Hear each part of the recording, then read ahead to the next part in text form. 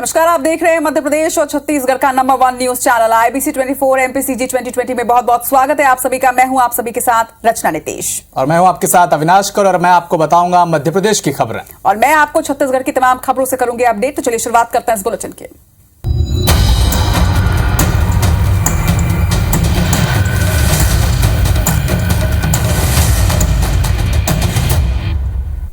तो पहली खबर छत्तीसगढ़ से, जहां मंत्री TS सिंहदेव ने एक बार फिर से मुख्यमंत्री बनने की इच्छा जताई है। जी हां, बिल्कुल सही सुना आपने। उन्होंने कहा कि वो कल भी मुख्यमंत्री बनना चाहते थे, वो आज भी बनना चाहते हैं। ये पार्टी फोरम की बात है, जो जिम्मेदारी मिलेगी उसका निर्वहन वो करेंगे।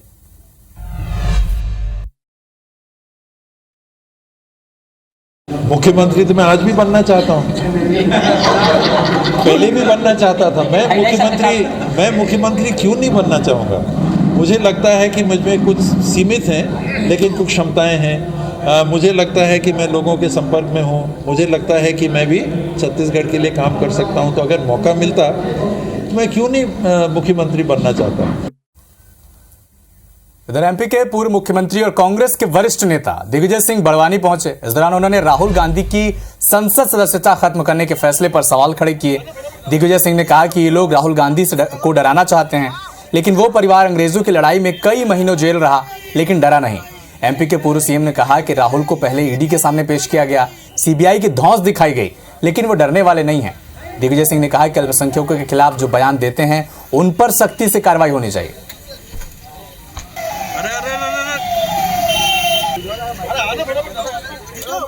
ये नाराजगी सिर्फ इसलिए है क्योंकि राहुल गांधी उनसे डरते नहीं। राहुल गांधी जी को पहले ED में बुलाया, IT का धौंस दी, CBI ने से बातचीत की, आज़ादी की लड़ाई में कई वर्षों तक जेल में रहे, लेकिन अंग्रेजों के साथ ना समझौता किया ना माफी मांगी। ये वो परिवार बिना रॉयल ट्रांसफर हो गया है, जिसके बाद तहसील ऑफिस के अधिकारियों और कर्मचारियों ने हड़ताल कर दी है। आरोप यह है कि कसडोल की कांग्रेस विधायक शकुंतला साहू ने दबंगाई करते हुए पिछले दिनों एक हाईवा को अवैध रेत परिवहन करते हुए पकड़े जाने पर आपत्ति जताई और तहसील ऑफिस पहुंचकर तहसीलदार को 3 घंटे के भीतर तबादला करने की बात भी उन्होंने कही। इसके बाद 3 घंटे में तहसीलदार का ट्रांसफर हो भी गया। अब तहसील ऑफिस के अधिकारियों और कर्मचारियों ने हड़ताल की है। वही मामले में विधायक अपने ऊपर लगे तमाम आरोपों को खारिज कर रही है। पलारी के पास एक हाईवा खड़ी थी, उसमें रेत भरा हुआ था और उसको डिप्टी कलेक्टर सर ने रुकवाया। हमने जांच किया तो उसमें रॉयल्टी पर्ची नहीं थी। विधायक मैडम बहुत गुस्से में थी, आई और आके बहुत चिल्लाने लगी, धमकाने लगी कि भाई हमारे आदमियों की भी आप गाड़ी पकड़ोगे, आपका ट्रांसफ़र कल तक के हो जाएगा, आप ट्रांसफ़र ऑर्डर आपको मिल जाएगा कल तक के। चूँकि ट्रांसफ़र हो गया मेरा, 5 महीने पहले ही आया था और अच्छे से काम कर रहा हूँ, कोई नायब तहसीलदार नहीं है, उसके बावजूद मैं फोन नहीं उठाई से तब के हो भाई, वहाँ ऐसे बात नहीं है। मैं रेट के मामला में बेच कहा हूँ। तो प्रधानमंत्री नरेंद्र मोदी 1 अप्रैल को भोपाल आ रहे हैं। बीजेपी कार्यकर्ता PM मोदी का भव्य स्वागत करने वाले थे, लेकिन साथ ही PM रोड शो भी करने वाले थे। लेकिन इंदौर में बावड़ी हादसे के बाद PM के स्वागत कार्यक्रम और PM के रोड शो को रद्द कर दिया गया है। ये जानकारी बीजेपी प्रदेश अध्यक्ष VD शर्मा ने दी है। श्रद्धालुओं की दुखद मृत्यु के कारण इतनी बड़ी घटना हुई है, इसलिए किसी भी प्रकार का रोड शो, पुष्प वर्षा या इस प्रकार के स्वागत माननीय प्रधानमंत्री के आगमन पर भारतीय जनता पार्टी ने इसको स्थगित किया है। प्रधानमंत्री सड़क योजना को लेकर भाजपा प्रदेश अध्यक्ष और सांसद अरुण साव के ट्वीट पर प्रधानमंत्री नरेंद्र मोदी ने ट्वीट कर छत्तीसगढ़ में प्रधानमंत्री सड़क योजना की तारीफ की थी। आज इसी ट्वीट पर मुख्यमंत्री भूपेश बघेल ने ट्वीट कर प्रधानमंत्री को धन्यवाद करते हुए लिखा कि प्रधानमंत्री जी, छत्तीसगढ़ की उपलब्धियों की सराहना करने के लिए आपका धन्यवाद।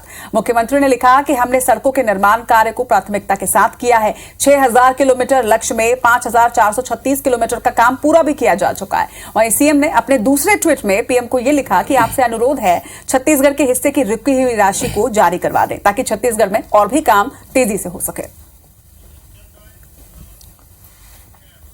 तो चुनावी साल में कांग्रेस वोटर्स को लुभाने की पुरजोर कोशिश में लगी है। भोपाल में कमलनाथ के घर पर वचन पत्र समिति की बैठक हुई, जिसमें वोटर्स को लुभाने वाले वादों पर मंथन किया गया।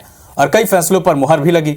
मीटिंग में तय किया गया कि किसानों की कर्ज माफी, ओल्ड पेंशन स्कीम लागू करना, महिलाओं को 1500 रुपए प्रति माह बिना किसी शर्त के देना, 500 रुपए में एलपीजी घरेलू सिलेंडर देने समेत दूसरे जरूरी वादों के साथ जनता के बीच में जाएंगे।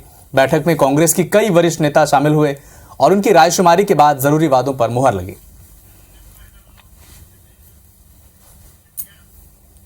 इधर छत्तीसगढ़ की राजधानी रायपुर में जिला कांग्रेस कमेटी का नया भवन बनकर पूरी तरह से तैयार है। इसका शनिवार को शाम 6 बजे प्रदेश कांग्रेस प्रभारी कुमारी शैलजा, मुख्यमंत्री भूपेश बघेल और प्रदेश कांग्रेस अध्यक्ष मोहन मरकाम लोकार्पण करने जा रहे हैं। आपको ये भी बता दें कि गांधी मैदान स्थित कांग्रेस भवन वर्ष 1939 में बनकर तैयार हुआ था। 2 साल पहले इसका जीर्णोद्धार शुरू किया गया। वहीं लोकार्पण कार्यक्रम के बाद राहुल गांधी की संसद सदस्यता खत्म होने के मुद्दे पर आयोजित लोकतंत्र बचाओ मशाल रैली भी कल कांग्रेस निकालेगी। का इतिहास कुछ ऐसा है कि छेरछेरा पुन्नी के दिन हमारे कांग्रेस के नेताओं ने दान की राशि से इसको बनाना चालू किया और आज जिस स्वरूप को दिया, जिस स्वरूप को हमारे आदरणीय मुख्यमंत्री भूपेश बघेल जी ने यथावत रखते हुए प्रदेश अध्यक्ष मोहन मरकाम जी ने भी श्रमदान देकर यहाँ पर उस कार्य को आगे बढ़ाया। एमपी में फिर से सत्ता वापसी की राह देख रही बीजेपी बूथ मैनेजमेंट पर खास फोकस कर रही है। पार्टी बूथ विस्तारक अभियान के जरिए वोटर्स को साधने की कोशिश में जुटी है। इसी अभियान के तहत पार्टी देश भर के 64,000 बूथ में से हर छठे बूथ में एक शक्ति बना रही है। इन शक्ति केंद्र में पंच परमेश्वर के तौर पर 5 कार्यकर्ताओं की नियुक्ति की जाएगी। इन कार्यकर्ताओं के जरिए वोटर्स को पार्टी में जोड़ने की कोशिश होगी। पंच परमेश्वर 5 लोगों को नियुक्त किया गया है और उसके माध्यम से हम पन्ना समिति और पन्ना प्रमुख बनाकर एक पेज में, उस पेज में रहने वाले मतदाता को पन्ना प्रमुख बनाकर और इस तरीके से हम हर 10 घर में, एक नहीं 2-2 घरों में भारतीय जनता पार्टी के जोड़ने का, भारतीय जनता पार्टी में जोड़ने का काम कर रहे हैं। तो सपने देखने में क्या जाता है, देख ले। ये तो 2018 में कहते थे अब की बार 200 पार, 167 थे 107 हो गए थे, हम 54 थे 114 हो गए थे। पूर्ण बहुमत की कांग्रेस की सरकार बनेगी। चुनावी साल है और ऐसे में बैठकों का दौर भी जारी है। भाजपा के राष्ट्रीय महासचिव संगठन बीएल संतोष 8 अप्रैल को छत्तीसगढ़ के दौरे पर आ रहे हैं। यहां वो भाजपा प्रदेश पदाधिकारियों और कोर ग्रुप की बैठक लेंगे। आपको बता दें, बैठक में वनवासी और तेंदुपत्ता संग्राहकों की मांगों को लेकर होने वाले आंदोलन की रूपरेखा तैयार की जाएगी, स्ट्रैटेजी बनाई जाएगी। इसके अलावा चुनावी साल में सरकार प्रदेश के खिलाफ और किन किन मुद्दों पर मोर्चा खोल सकती है या खोलना है, इस पर भी चर्चा होगी।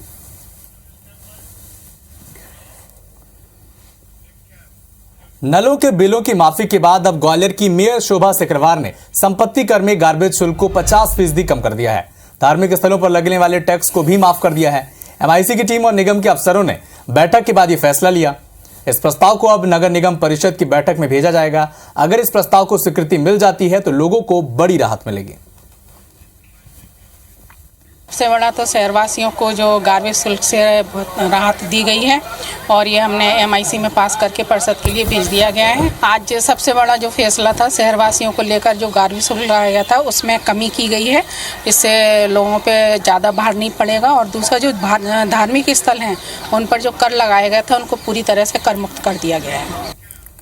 अधूरे पड़े विकास कार्यों और ठप पड़ी योजनाओं को लेकर बिलासपुर में भाजपा का चरणबद्ध धरना आंदोलन जारी है। पूर्व मंत्री अमर अग्रवाल के नेतृत्व में अलग क्षेत्रों में जाकर भाजपा धरना आंदोलन कर रही है। 5वें चरण में आज जरहाभाटा मिनी बस्ती में भाजपा ने 1 दिवसीय धरना प्रदर्शन किया। इस दौरान पूर्व मंत्री अमर अग्रवाल सहित भाजपाइयों ने निगम और शहर सरकार के खिलाफ निशाना भी साधा और कहा कि जब से शहर और निगम में कांग्रेस की सरकार आई है, बिलासपुर के सारे विकास कार्य ठप हो चुके हैं। 4.5 साल में ये सारे अधूरे प्रोजेक्ट जिसके टेंडर हो गए थे आज पूर्ण नहीं हो पा रहे। इसीलिए हम जहां जहां ये अधूरे काम हैं और इसीलिए हमारा ये धरना सारे अधूरे काम की तरफ है। तो चुनावी साल में कांग्रेस की लिस्ट को लेकर जुबानी जंग शुरू हो गई है।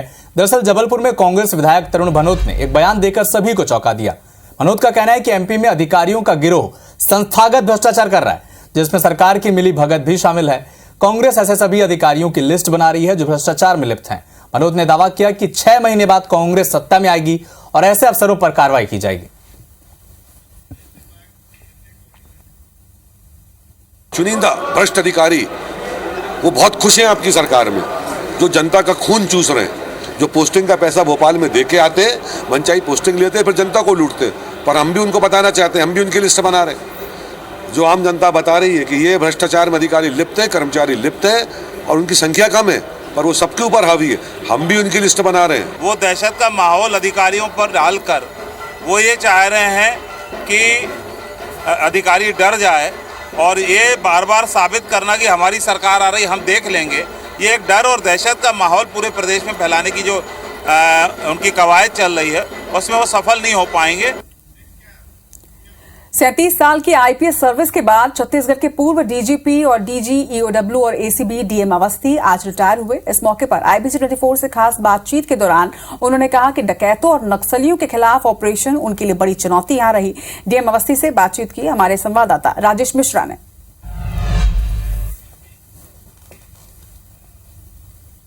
हमारे साथ डीजी, एसीबी और ईओडब्ल्यू डीएम अवस्थी यहां मौजूद हैं।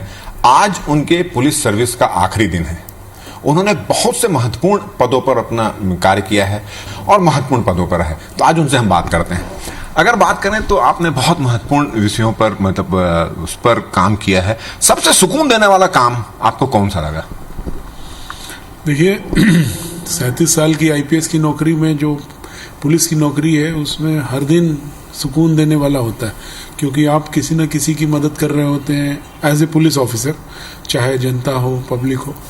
लेकिन फिर भी सबसे ज़्यादा सुकून अगर कहेंगे तो जो पुलिस कर्मचारियों के कल्याण के लिए काम हुए, जैसे उनके मकान, उनकी समस्याओं का निराकरण, वो पिछले कुछ 5-6 साल में जब मैं डीजी रहा और पुलिस हाउसिंग में रहा, तो वो मुझे ऐसा लगता है कि जब उधर उनको देखता हूँ और वो मुझे देखते हैं तो दोनों में आखिरकार छोटे कर्मचारी हैं तो उनकी नज़रों में एक खुशी, एक प्यार रहता है। मुझे लगता है वो ऐसा जो भी काम अपन ने पुलिस में किया कुछ न कुछ दिन बाद धीरे धीरे विस्मृत हो जाता है, भूल जाते हैं लोग। लेकिन एक ये है जिसमें जब सिपाही देखता है तो उसके मन में बहुत प्यार रहता है और वो सुकून जो उस वक्त मिला था उससे ज़्यादा अभी लगातार कंटिन्यू है। मुझे लगता है यही सबसे सुकून के काम। तो ये थे डीएम अवस्थी जी और इनका कहना है इन्होंने एक सबसे बड़ा काम किया कि एक कहावत है कि पुलिस की दोस्ती अच्छी नहीं होती, मगर उस मिथ्या को उन्होंने दूर किया और पुलिस फ्रेंड्स एक कार्यक्रम चलाया था और उसके तहत लोगों ने पुलिस पर विश्वास करना शुरू किया। एक फ्रेंडशिप बना, एक रिश्ता पुलिस और जनता के बीच बना और जिसका फायदा अब तक मिल रहा है। और इन्होंने खुद कहा कि इन्होंने पुलिस के कर्मचारियों के लिए, पुलिस के जवानों के लिए जो हाउसिंग का काम किया वो इनको सुकून देता है। कैमरामैन योगेंद्र मिश्रा के साथ राजेश मिश्रा, आईबीसी 24 रायपुर। मध्य प्रदेश सरकार ने वित्तीय वर्ष के आखिरी 10 दिन लेन देन को पूरी तरह से रोक दिया। दरअसल एमपी सरकार की तिजोरी का ताला अब 1 अप्रैल को खुलेगा। इस स्थिति में सरकारी लेन देन पूरी तरह से बंद है। फिर भी जरूरी काम के लिए पैसा चाहिए तो वित्त विभाग की मंजूरी जरूरी होगी। प्रदेश में स्थिति पहली बार बनी है जब 10 दिन पहले से ही तिजोरी बंद कर ली गई है, यानी बजट शून्य कर दिया गया है। हालत यह है कि मार्च के महीने में 10,000 करोड़ रुपए का कर्ज लेना पड़ा। सरकार की कई संसाधनों से आय कम और खर्च ज्यादा रहे, इसीलिए वित्तीय स्थिति गड़बड़ा गई। इधर वेतन विसंगति को दूर करने की मांग को लेकर छत्तीसगढ़ के तमाम लिपिक वर्गीय कर्मचारी एक बार फिर से प्रदर्शन कर रहे हैं। संयुक्त संघ अप्रैल के आखिरी हफ्ते में अपना चरणबद्ध आंदोलन शुरू करने जा रहा है। पहले जिला स्तरीय, उसके बाद राज्य स्तरीय आंदोलन शुरू होगा और अगर तब भी मांगों को नहीं माना जाता है तो 3 जुलाई से प्रदेश के तमाम दफ्तरों में काम करने वाले बाबू अनिश्चितकालीन आंदोलन पर चले जाएंगे।